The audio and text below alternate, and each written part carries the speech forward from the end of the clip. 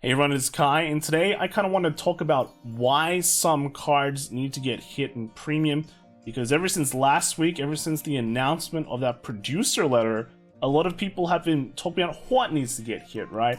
And that just comes in the form of ban lists, and people have been posting them. It's been pretty interesting to see, but I guess the one thing that's been popping up is why are certain cards on the list, and you know, we can't ban certain cards because they're so integral to the clan's identity in premium that if you get rid of them, then the clan will be absolutely unplayable. Now, I kind of want to just show you, or like, you know, a visual guide, just for some assistance on why that kind of line of thinking is a bad idea, right? Because we have to think of the long term for the health of the game, as well as the health of the clan. If we're behind all these super overpowered cards, then the clan kind of doesn't have anywhere to breathe. So I'll kind of show you that, hopefully, with this video. Now, I'll use an example first. Let's kind of talk about DI. DI has been well known to be one of the big offenders in premium. So first off, let's kind of talk about the DI kind of clan identity in premium, right? So let's kind of put in DI, right? Here's DI. And basically the entire clan identity for DI is just Gasteel Diamond Ass, right? And this kind of applies to Taro as well, but you know, Gasteel is very easy. Gasteel is so let's just pop in a Gasteel, right? Where's our buddy Gasteel? Right, here's our buddy Gasteel, right? This white space represents the DI identity in premium, and basically Gasteel is just this is how much space Gasteel takes up in premium, right? It pretty much takes up the entire space plus more, right? Is there any other good decks for DI in premium? Not really. At least Genesis has Regalia, right? But DI is just pretty much this guy or bust. Before it was NLK, and there's just been like literally no innovation because Gasteel just takes up so much of that DI design space. Now, as a developer though, what happens now when I design a card for DI? What can I do? Well, I guess I have to design, like, let's pretend this circle is a new card. Can't have a good effect because, you know, any of it can just be abused by Diamond S if it's good, right? It can't really, you know, connect itself with anything. That's why we've been just seeing a lot of the new cards being released for DI has just been pretty lackluster, hasn't been amazing. The last good card was probably Gasteel. That wasn't very good in V, but for like premium, you know, there was some overlap, right? You know, Gasteel was kind of like here, right? Let's just put it that. And it works well with big boy Gasteel, but apart from these one-shot combos, nothing really innovates. So as a designer, right, how can I design cards for DI in premium? How can I design it for V, right? Because, you know, if I design a V card, it has to be this much power. It has to be very, very small power. Can't do much because otherwise it's gonna impact Gasteel, right? And then when I'm designing cards for Dark States, which is including like Gear Chronicle, Pale Moon, Spike Brothers, NDI, right? I have to be very careful. If I design a good card there, then suddenly Gasteel takes it over and goes, yeah, I'm gonna start. So it can only be this powerful, or otherwise I have to like design cards outside this entire space, right? I have to design outside the circle, design it here, like make a totally separate subclan, and keep on doing that. And when you do that, you have something called Nubatama, right? It's discarding cards is too powerful, and they can't keep on doing that, so they had to make like Hanzo and Token. It just becomes a load of junk. So what happens when you get rid of Gasteel, right? Oh no, my Gasteel identity is gone, right? It's just disappeared. But now you have so much space you can design cards in now, right? So I want to build a new card. I can just go, okay, let's design it here. I don't have anything to worry about. There's nothing that can really influence that, right? Same thing here. If I want to like make a new idea, right, I can put it here, and then I can make like cards that like, you know, combo with this, kind of build on it, and then you have a lot more options in premium, which is great because you have a lot of things that you can do, and then you overall in the long term have more options, more playability, more identity to the clan, rather than just Mr. Diamond Ass bam, right?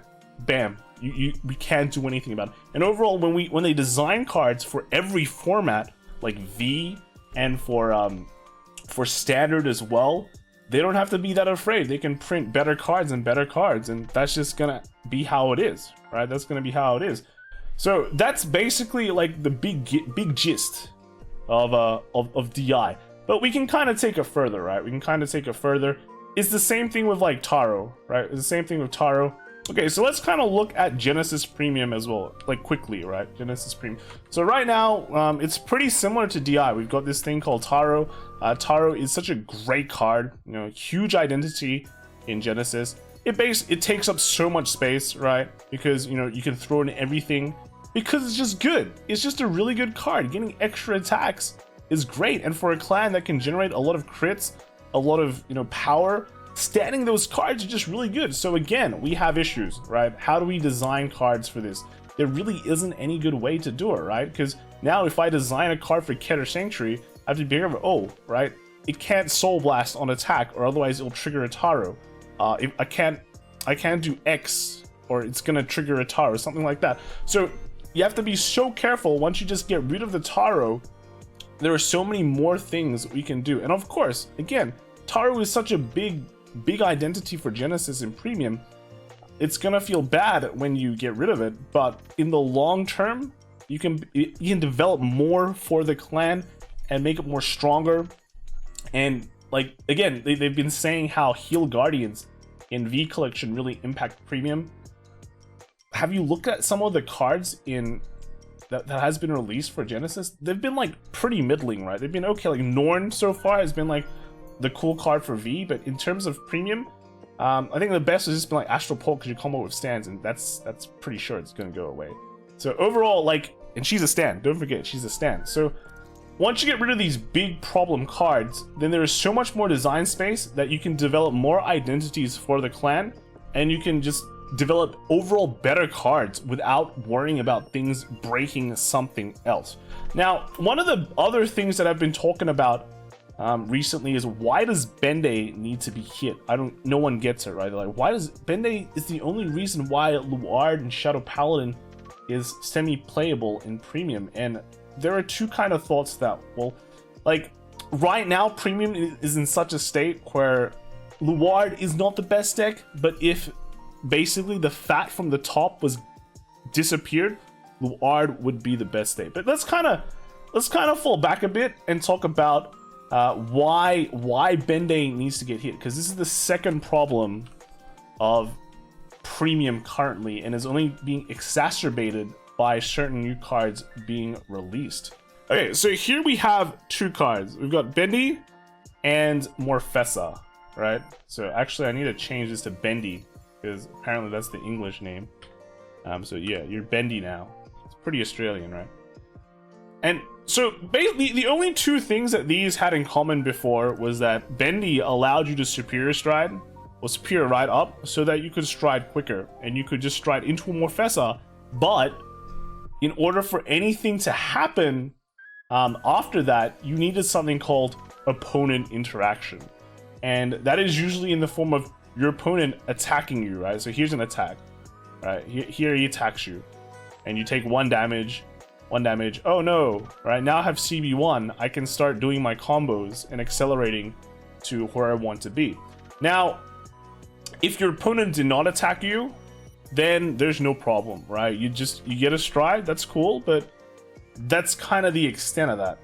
Now, of course you could say they could play Bobo or Huang, but the thing is, the Luard deck itself really didn't have any space to run those, which was pretty good, right? But otherwise, Luard itself was a pretty good deck, and with Bende letting you stride earlier to let you go into something like Dragfall, or Drag Abyss, I think, right? Which is basically costless, then you could like do slightly more things before going to your super big turn. Now the biggest problem is now we have something called a Heal Guardian, right? We have this boy, and let me move him. So now he kind of replaces the opponent interaction part, and he's like the bridge, right? He's the bridge from here to here. Yeah, so you superior ride up, and then next turn, well, you go into Morfessa, and then you play this down, and you go from 0 damage to 1, and bam, you're winning, right? You can start popping off, you can start doing your things, and going well. Now, you could say that, sure, the heals are like grade 3 now though, so you know, it's slightly less consistent and whatever. It doesn't matter. The high roll opportunity is there, and you literally did not lose anything. The impact, like the impact of deck building on Bendy is just so like insignificant that it doesn't matter, but the opportunity gain that you have from it is just insane, right? You could just go from, okay, I had to replace like X cards in my deck, probably like 3 cards in my deck, for the chance of just popping off and winning, right? Because again, these are searchable by the main. So if you only ran 1 Bendy, you had like still had 5 targets to start popping off with. So yeah, the risk that you take is negligible, and the reward that you get is insanely good, and there is nothing your opponent can do about it. Also, now we're in the same situation, right? We have these 3 cards that are kind of dominating the entire Vanguard, you know, premium landscape. How do we design cards for it? There is nothing, right? There's hardly any more space anymore, because it's gonna make this so much stronger, right? It's gonna make so much. Do you think like with this around we can design a good Vanguard stride? We can, right? We can. It's gonna have to be very, very lame and not do much, because they'll be able to first stride every single time and just pop off with it, right? So nerfing this combo will definitely help Shadow Paladin in the future. And this is similar to a lot of the other superior ride things like Bermuda Triangle and things like that, where there is really nothing you can do to stop them anymore. Before, you could deny damage, stop them from getting a big stride turn after a superior ride, and that would kind of save you, right? But now you can't. Now you're forced to give the damages, and now you just straight up lose, right? Straight up lose. So this is why the superior ride had been targeted. I think the Moripi does notice this, because he did mention these Heal Guardians accelerating the game, and that is exactly what they do in Premium. They make it so there is no way you can damage deny anymore, because your opponent can get that 1 damage to be able to pop off with all his combos, and that will just make certain situations very insane. So that is the Bendy issue, So today we've kind of covered off like 2 big points, right? Cards that kind of take up so much of the premium landscape for a clan that there's no more design space for it, and that's why you keep on getting these bad cards being designed, or low powered cards. And then once they're taken care of, there's much more design space that is available, and more better cards can appear without breaking the game. And of course, you're going to feel bad for the next couple of months, but when more and more cards get developed, then suddenly you should have more options for you to play, and over the long term, it's a good thing. And the second thing is why some of these support cards, I guess, like, you know, Bendy, technically it's like a low power card. It's not something glamorous like a grade 3 that just, or a stride that just goes, wow, this is really cool. This is just a 5k. Let's just superior, right? How broken is that? It is actually very, very strong, and it's only gotten stronger with the Heal Guardians. So those are just the 2 points that I kind of want to cover today. Hope that kind of helps you, if you're like a beginner in Premium, understand why some of these ban lists are just massive, right? They're just covering every single thing, and then, you know, then you can kind of discover, you know, hey, these combos really are broken. This is how it really works. That's crazy. That's crazy, right? And expand your knowledge. And hopefully also helps if you're one of those players who have, you know, part of like really broken cards right now. Kind of helps you get over it in a way that, like, you know, hopefully in the future life is better for us. If you're in like DI or Genesis land. So let me know what you guys think in the comments below, and I'll see you guys next time. All right, bye.